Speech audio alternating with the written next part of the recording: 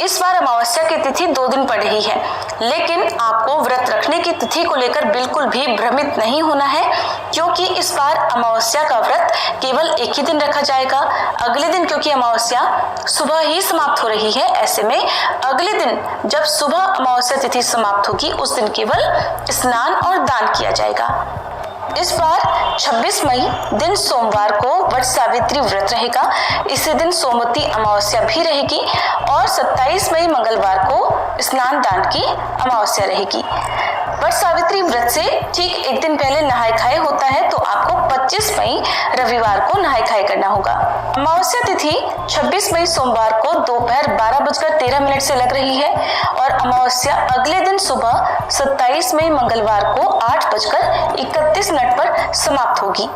वट सावित्री व्रत की पूजा का शुभ मुहूर्त, जिसमें प्रातःकाल पूजा मुहूर्त सुबह 4:24 से 5:25 तक रहेगा। शाम की पूजा शाम 7:11 से 8:13 तक की जाएगी।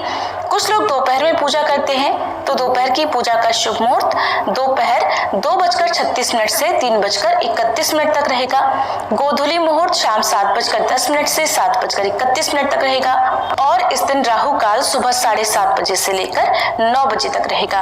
राहु काल के समय को अशुभ मुहूर्त माना जाता है, इसलिए इस समय में आप कोई जरूरी काम, कोई शुभ काम करने से बचें। अब देखिए, यहाँ पर अमावस्या की तिथि को लेकर भी लोगों के मन में प्रश्न होगा कि जब अमावस्या तिथि 26 मई को दोपहर से प्रारंभ हो रही है, तो क्या दोपहर से व्रत शुरू करना है या फिर जो सुबह के समय पूजा की जाती है वो कब करनी है?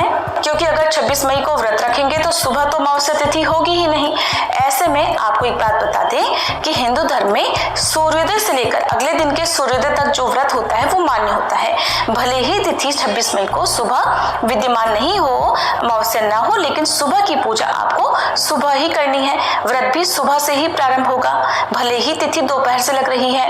और सबसे बड़ी बात कि इस व्रत में निर्जला और निराहार रहा जाता है।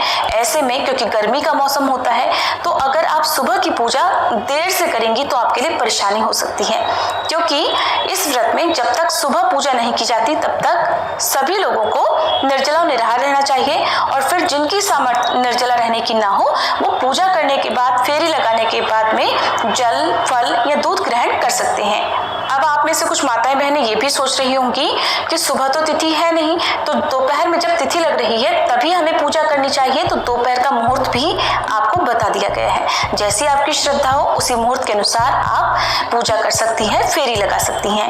वट सावित्री व्रत में अगले दिन व्रत का पारण किया जाता है, तो 27 मई दिन मंगलवार को सुबह 5:45 से लेकर 7:55 तक आप वट सावित्री व्रत का पारण कर सकती हैं। यानी इस समय में आप अन्न, जल, फल, दूध जो कुछ भी आप ग्रहण करना चाहती हो वो ग्रहण करके अपने व्रत का समापन कर सकती हैं।